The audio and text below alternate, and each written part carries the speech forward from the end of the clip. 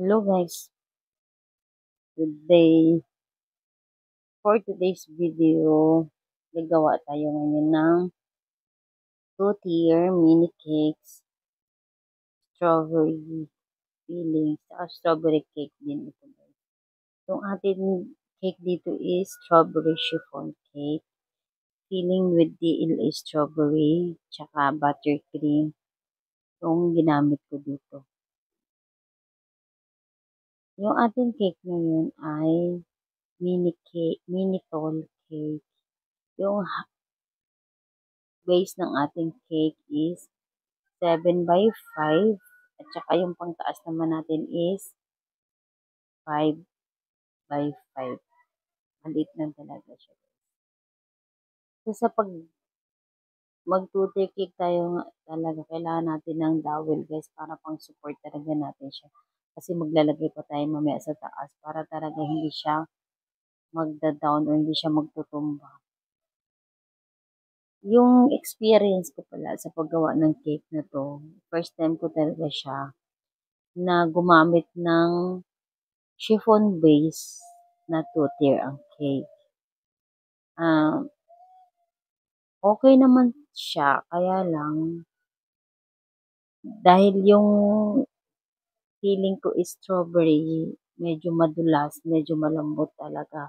Is yung cake ko pa is sobrang lambot at ang dulas ng strawberry sa gitna.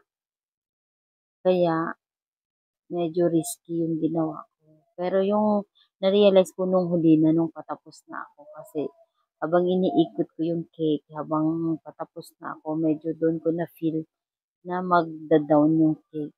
Pero hindi naman nangyari yun, naagapan naman ako. Kailangan pala talaga dito, pag naglagay ka ng filling, anuhin talaga siya. Kailangan, paglagay mo ng frosting, ilagay muna natin siya, i-chill talaga natin muna siya para mag, mag-ano yung palaman niya sa gitna, mag-chill muna siya. Tsaka, hindi talaga siya basta-basta dudulas, hindi siya huhulas. Ito kasi yung gawa ko is tuloy-tuloy talaga siya. Pag feeling ko, nilagyan ko agad siya ng icing, ayun, inano ko siya agad, kinabit ko agad yung design, nilagay ko agad yung pangtaas niya, kaya doon talaga siya na medyo lumambot yung gitna ng ating palaman. Pero okay naman to, nairaos naman to. Di naman talaga siya medyo, kaya lang, medyo tumagilid talaga siya ng very light pagdating sa venue na. Pero nagawa naman ng paraan. So, sa paggawa pala ng tall cakes, kailangan pala talaga siya, yung base natin is, medyo madami talagang dowel na ilagay. Kasi nilagay ko dyan, maliit lang siya na dowel, maliit lang siya na stick. Pero naglagay pa ako ng gitna dyan. So, ito na guys, pinapakinis ko na dito yung unang tier natin. Yung 7 by 5, mataas din siya talaga. Yung ating color dyan is baby pink. Light lang talaga siya, very light lang. Kasi yun ang gusto ng ating customers. Yung ginawan ko pala ng cake is anak ng aking kumare. Which is ako yung gumagawa ng cake niya from nung 7th birthday niya. Kasi ito rin yung 9th birthday niya.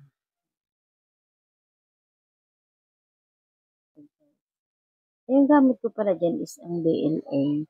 Every time na gumagawa ako ng strawberry cake, yung ginagamit ko talaga is DLA strawberry. Kasi trusted ko na yung brand talaga nila. Hindi siya watery. Pero hindi siyang buo-buo na cake sa loob talaga. Meron din. Ayan. Nagpapakinis na ako dyan. Tapos ito guys. Ito yung ating pangtaas na cake. Yung size naman nito is 5 by 5. O diba ang cute. Cute siya tignan diba. Yung dilaw dyan, yung yellow sa yung pinang-crumb coat ko is buttercream. Kasi yun ang swak sa lasa ng ating strawberry. Pag nag-ano kasi, yung strawberry, masarap talaga siya i-partner sa buttercream. Maano talaga siya, parang creamy. Kasi medyo maasim-asim yung strawberry. Yes, wak siya talaga ano doon. Partner sa ating strawberry flavor. Ngayon, kaya pinapaikot ko talaga yun siya guys ng medyo dahan-dahan. Kasi nga, tuloy-tuloy yung gawa ko, medyo malambot talaga siya. Pero may dawil na tayo dyan. May nailagay na ako ng dawil. Gumamit na pala ako dito ng, dinalagay ko pala talaga siya sa piping bag para mabilis. Bibilisan ako pag nilalagay ko siya sa piping bag. Di ba? Mabagal pa rin yung pagpaikot ko dyan. Dinang-dang. Kasi akala mo lang mataas talaga yan siya.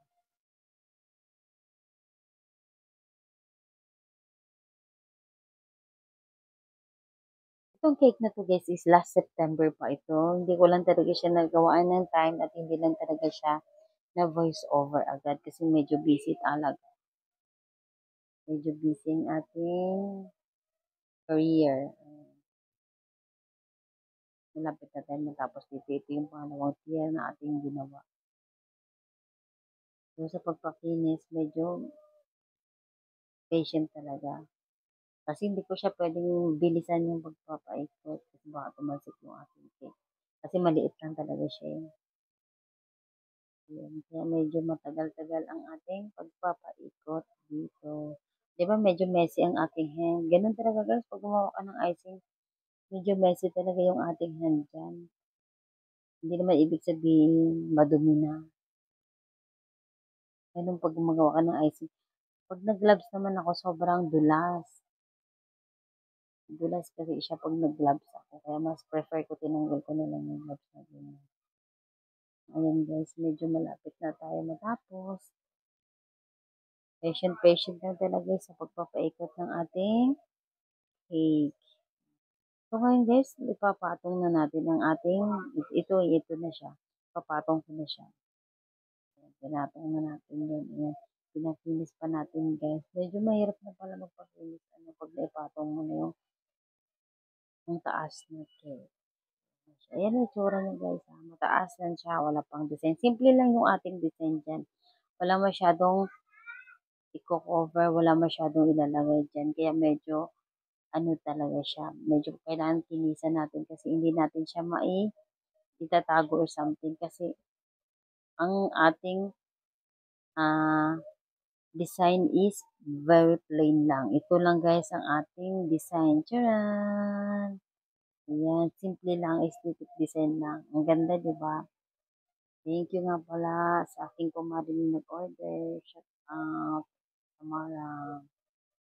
Ayan na siya guys. Thank you for watching.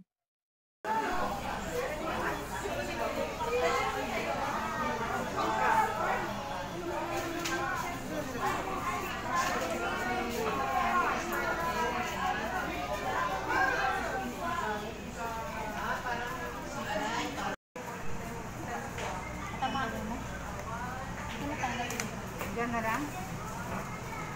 Grabe naman kasing balot mo. May service ka naman. Hindi, grabe yung ano. Hindi kasi para ano. Diba? Ay, pagka. Ay! Sa tingin mo. Ganyan na? Or doon sa pagka sa kabila. Ganyan na rin? Tabi niya, Day. Wala ka ganda. Ay, sorry ko, Day. Nagdali ko, Day. Sorry, good. Up, sige. Slantings. Pinapatanggal mo kasi ito dahil may... Anak pa Day gamay, Day. Anak pa gamay, Day. Dito mo pinatanggal mo yan. Kuha ka mo ng time, ha?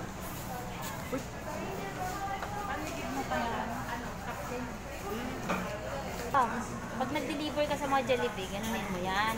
Wala kang gagawin, wala kang gagalawin para o. Gaganunin mo yan. O para pagkuha mo. Tsaka may kutsara. Sige. Hindi kailangan gusto niya. Dali ba kayo mag-picture na ta? Hindi, kay gusto niya kasi, anak, excuse me. Gusto niya yata, paano ba to? Pwede na yan. Okay, kita na. Game na daw, pakita niya. Lagay mo muna dyan sa ilalim. Kuya, asan yung 9 years old? Ay, ito natin. Asan na? Lagay mo na. Hindi siya daw